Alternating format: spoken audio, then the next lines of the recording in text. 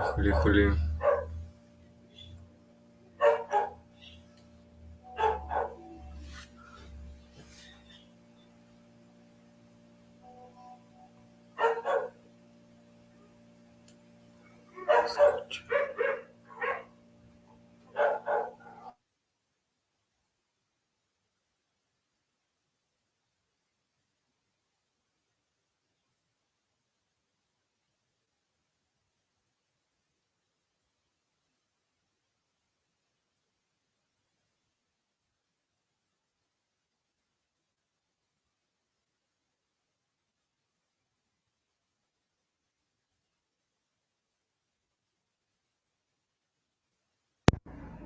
¿Me escucha ahora sí? ¿Aló? ¿Hola?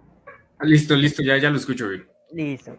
Bueno, buenas noches para todos. Hoy nos acompaña Asael Polo, es un excelente economista y nos estará contando acerca de los retos que se viene para México. Sabemos que ya queda muy poco para terminar este 2022 y se acerca el 2023, en la cual pues México va a comenzar a jugar un papel fundamental para las elecciones del 2024.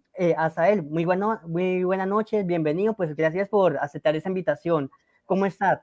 Doriet, muy buenas noches, tardes. Es un gusto poder estar aquí en el espacio contigo y un gusto poder saludar a tu audiencia también. Muchas gracias, Asael. Asael, ¿cómo vamos o cómo ve usted esa realidad o ese camino de México, ya que, pues, lastimosamente, o llamémosla, para el gobierno de Andrés Manuel López Obrador fue un triunfo, pues, llamémoslo entre comillas, histórico, de que se aprobara la reforma militar en un país donde, pues, ha aumentado la violencia en los últimos días, en los últimos meses? Sí, Cuando, perdón, cuando en campaña decía, el candidato Andrés Manuel decía que no a la reforma militar y se opuso a una reforma del gobierno de Peña Nieto, y ahora que pues es presidente, pues llega y hace esa reforma militar. Doy el espacio a él. claro que sí, Doriet. Sí, una cosa, este gobierno se ha caracterizado sobre todo por ser el gobierno de los récords, pero de los récords para mal. Como efectivamente hablas, México tiene el peor saldo en términos de violencia de la historia moderna. Son 126,000 homicidios dolosos. Eso por una parte. Y por otra, estamos casi en el mismo tomo, en el mismo tono, en el mismo rumbo, tanto por las perspectivas económicas y lo que ha hecho esta misma administración en términos económicos. Tenemos, nada más volteamos a ver en 2020 que tuvimos un desplome del 8% a tasa anual y ahora estamos con una economía estancada y con una inflación también que no cesa. Pero sobre todo lo que están proponiendo para hacer en 2023, porque como bien sabemos, hace unas semanas se presentó un paquete económico en el Congreso de la Unión para su discusión y su posible aprobación, lo cual mantiene, digamos que la dirección del paquete anterior de esta administración, que fue la de este 2022, y se caracteriza por una postura fiscal conservadora que también reconoce ineficiencias significativas. En este paquete se asegura que el mantenimiento de la estabilidad financiera y que tampoco van a empeorar las finanzas públicas, pero ahorita vamos a ver los matices de ese rubro, aunque también deteriora levemente algunas variables, principalmente porque sigue aumentando el gasto social, o yo diría que el gasto electoral, porque están viendo más configuración del gasto público en términos para buscar mayor clientes electorales que para acrecentar la economía.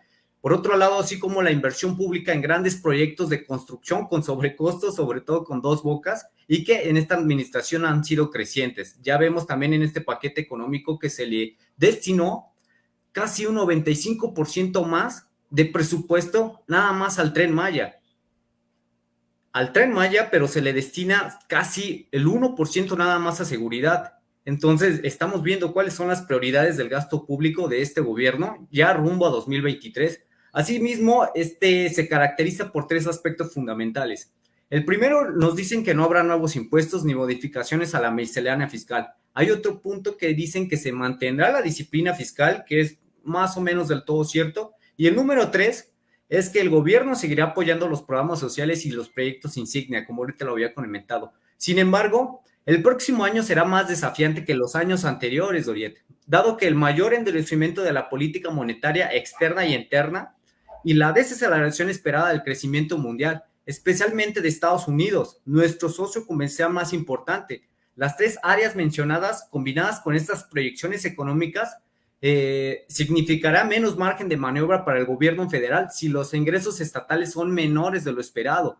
El paquete económico para el siguiente año propone un déficit primario del 0.2% del PIB del próximo año. Ello presentaría también una política fiscal ligeramente más laxa en relación con el superávit primario, ¿no? También este paquete proyecta en los requerimientos de financiamiento del sector público de menos 4.1% del PIB y un saldo histórico del 49.4%. Dicen que el PIB cerraría para este gobierno para el siguiente año en 3%, pero aquí hay que hacer énfasis, ¿no? En particular en estos supuestos macroeconómicos relacionados con el crecimiento económico esperado para el paquete económico.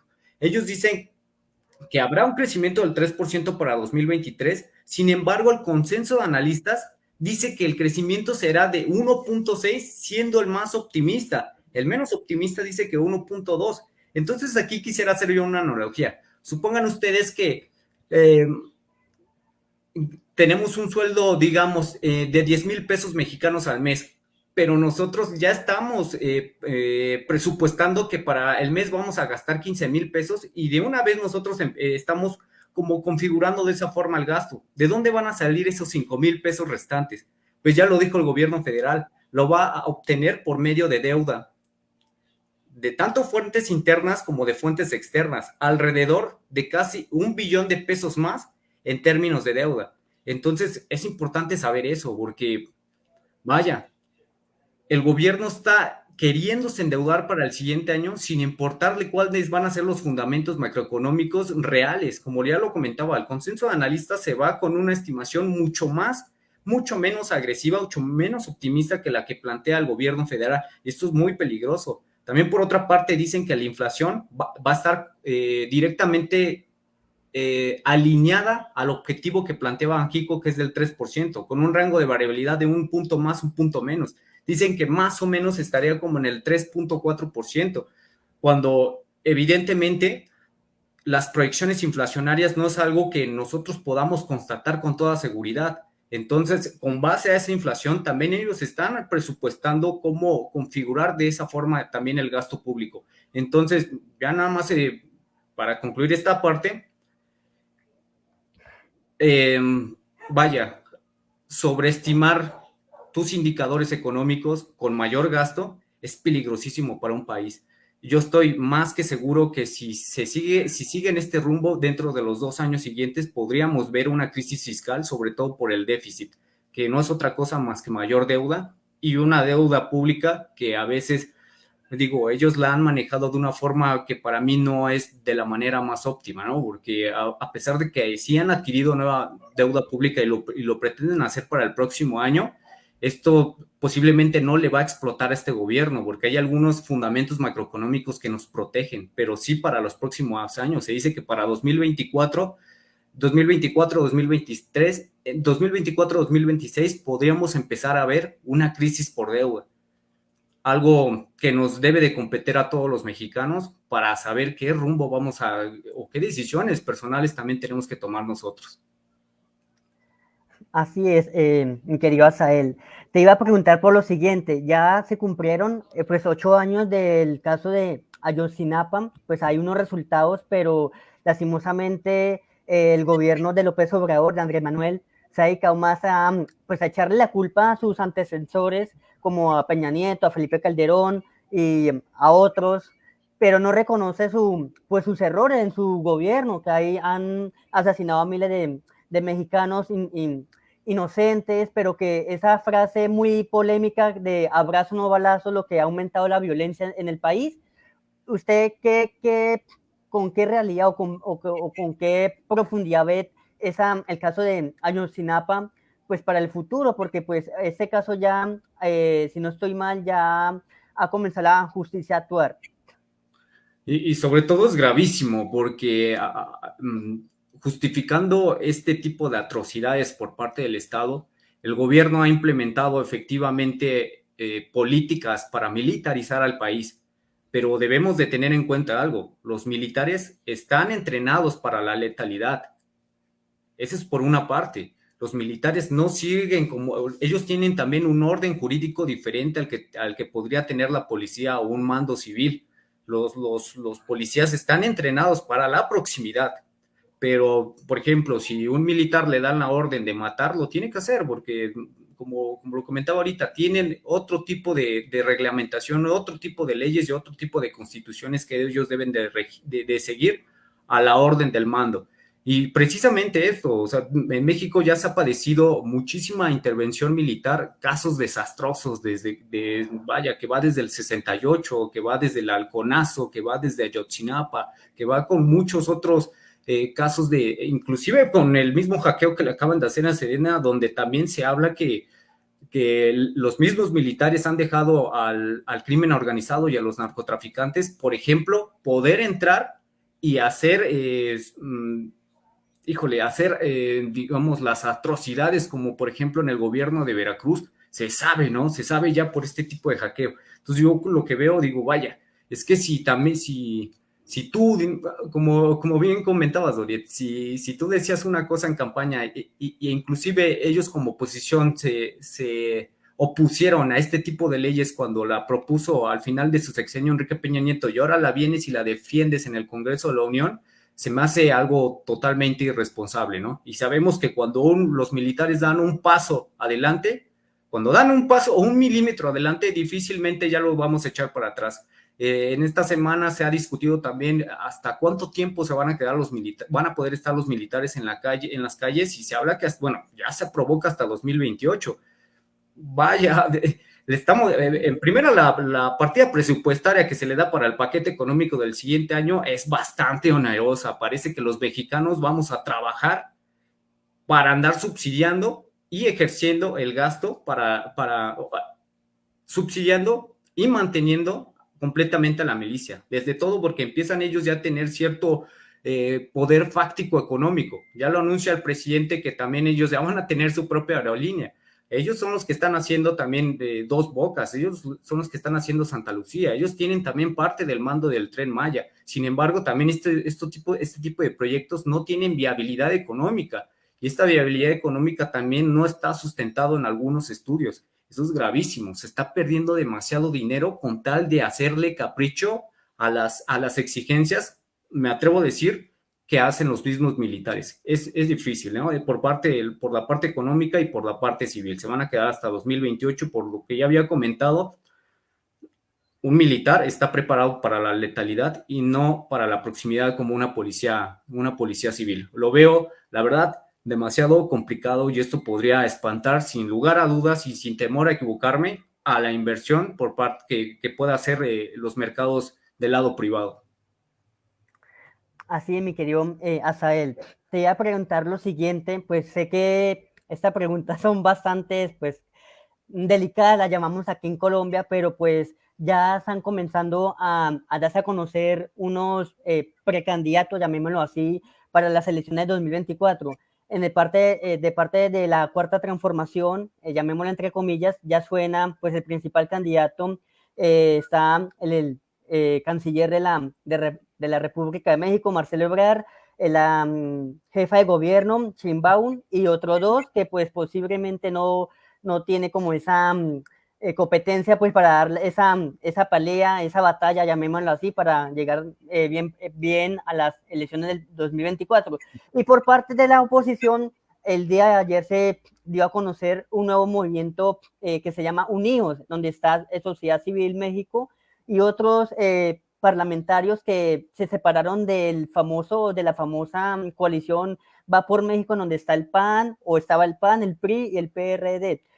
¿Cómo ve esa interpretación para el 2024? Pues sabemos que en el 2024 no solo se juega el futuro de México, se juega también el sistema económico que hoy está quebrado, el tema de seguridad que está bastante preocupante, el tema de migración, porque sabemos que hay muchas personas que están huyendo de Centroamérica hacia Estados Unidos. Vemos ahorita el caso acá en Colombia, en el Darién, donde muchos venezolanos, mexicanos, haitianos, entre otros ciudadanos Centroamérica se están pasando por una enorme selva en donde duran 2, 3, hasta 4 meses sin poder comer y solo caminando, donde hay, llamémoslas, bandas criminales. Aquí en Colombia hay un grupo armado que se llama la guerrilla, el ELN, y en esa parte del Chocó, que es un departamento muy pobre en Colombia, pues llegan estos ciudadanos a buscar ese sueño, esa meta que se llama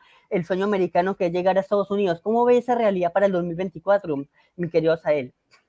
Efectivamente, Doriet, lo que está planteando o los precandidatos que plantearía este movimiento o este partido político Morena, sí recae sobre todo en el canciller Marcelo Ebrard, sobre la jefa de gobierno Claudia Sheinbaum, y otro que ha sonado mucho es este Agustín Patán Augusto, yo le digo, pero aquí veamos, ¿no? Después del hackeo que le hacen a la Sedena, revelan que hay efectivamente nexos de Augusto cuando deja la gobernación de Tabasco para hacerse secretario de gobernación, nexos con el cártel, con los cárteles, deja 2 personas encargadas en Tabasco que son criminales.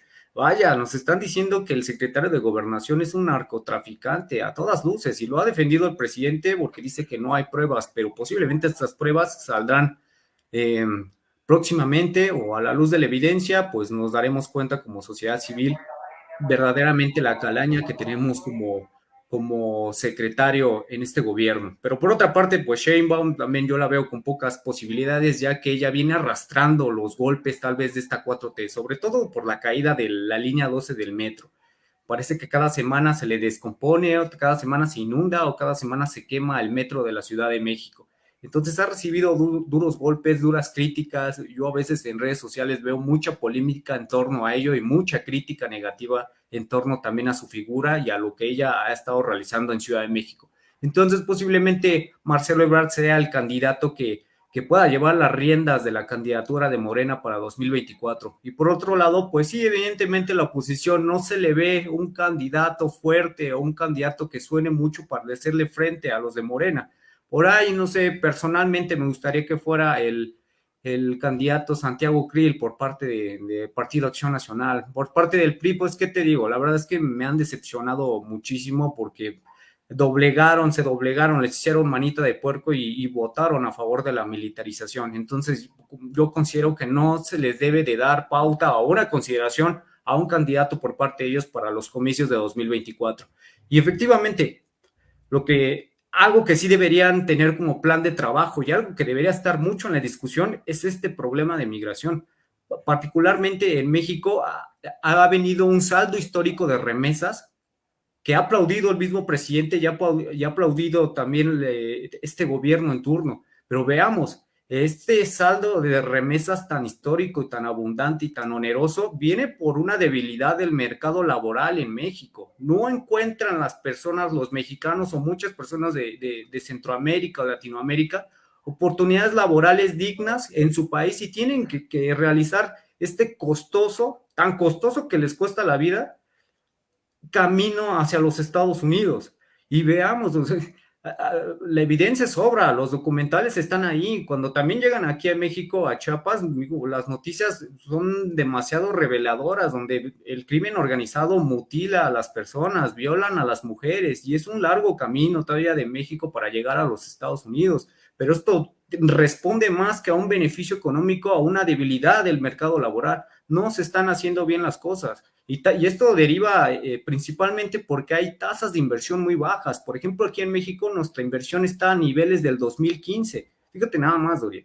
Niveles del 2015 y no nos hemos podido recuperar. Y todavía viene en declive, a pesar de que ellos digan de que, bueno, es que ha aumentado la inversión extranjera este año respecto al otro. Sí, pero todavía no, ni siquiera en tablas has quedado cuando tú iniciaste tu administración, particularmente esta administración de López Obrador, ha venido en declive. Y si no hay inversión, Doret, no hay empleo. Y si no hay empleo, no hay un ingreso. Y si no hay un ingreso, no hay un consumo. Y es lo peor de todo esto, ¿no? Que cuando se prolonga mucho el desempleo, suceden cosas que ya está fuera, particularmente la política económica ya no puede resolver, como lo es pues si te quedas con un desempleo muy prolongado, pues a veces las personas se ven en la necesidad de robar, se ven en la necesidad de delinquir en las colonias. Aquí en México, vaya, es un problema muy latente de inseguridad que vivimos. Entonces, desde luego que deben de buscar en primera instancia fortalecer la economía nacional para evitar estos flujos de migración tan masivos que se tienen en Estados Unidos. Y sabemos que de antemano allá en Estados Unidos, pues no siempre son tan bienvenidos los latinoamericanos, ¿no? Inclusive se les ve con cierto desprecio, sobre todo a veces por cosas de xenofobia y por otras cosas económicas, ya que ellos argumentan, tanto los ciudadanos como los mismos gobernadores, que los latinoamericanos utilizan sin pagar impuestos todo su sistema social, la pavimentación de calles, el alumbrado público, algunos beneficios sociales que dicen los estadounidenses que deberían ser para ellos y no para personas no residentes del país. Entonces, ese es un serio problema, sí lo tendrían que estar debatiendo ya los candidatos. A veces es muy polémico y por eso no se toca mucho en los debates, pero es algo que ya debería, es demasiado, demasiado preocupante. Particularmente me parece demasiado preocupante que las personas se tengan que ir de sus hogares para poder hacer frente a las carencias que te da tu gobierno. Y otra cosa, nada más para cerrar esta idea, se acaba de nombrar a una nueva secretaria de Economía en esta semana, que era la titular del SAT, que es la que se encarga de la administración tributaria aquí en México. Y en una entrevista dice la señora que ella está dispuesta a correr, por ejemplo, al sector automotriz. Dice, es mejor que yo les dé una beca a todos estos trabajadores en vez de tener a este sector aquí invirtiendo. Fíjense nada más eso. ¿De dónde vas a sacar entonces el dinero si no tienes a nadie invirtiendo en este país? Dice que con la beca es más que suficiente y que eso les saldría menos costoso que tener a estas grandes empresas invirtiendo y generando empleo en el país. Por ahí va la administración de la 4T y es lo que sigue proponiendo. Así es, mi querido, pues Asael, yo espero volverlo a molestar en un tiempo, en un futuro, para pues volver a tomar estos temas que son bastantes, que enriquece pues al conocimiento, al saber de cada ciudadano. Lo que hoy calla el gobierno, pues debemos nosotros como ciudadanos independientes, pues contarle a esa ciudadanía qué está pasando en cada región, en cada territorio. Mi querido, hasta adelante de terminar, pues quería que me regalara una foto, pues ya pronto este medio de comunicación llega a un aniversario y pues espero volverlo a tener, espero, ya estoy por ahí mirando y gestionando, porque pues quiero ir pues a México, quiero trabajar con usted de esa mano. Yo le tengo un amor, un cariño a su país, pues soy colombiano, pero lo llevo en el corazón como si fuera mi patria querida, como es Colombia, pero yo a México lo llevo y lo quiero mucho. Entonces, para terminar una fotico, ya un segundo. Claro que sí. Listo, mi querido Asael. Dios lo bendiga y recuerde que nuestro compañero Asael comparte columnas de opinión en viceversa.mx, columna de opinión muy interesante en donde espero que lo acompañen y compartan en sus redes sociales. Mi querido Asael, lo vuelvo a molestar en un futuro, no muy lejano, pero lo volveré a molestar. Un abrazo fuerte y sabe que aquí cuenta con un amigo más y soy de puertas abiertas. Muchísimas gracias, Doriel. Yo encantado de poder nuevamente colaborar con usted y le mando un fuerte abrazo. Una excelente nación Colombia también. Chao.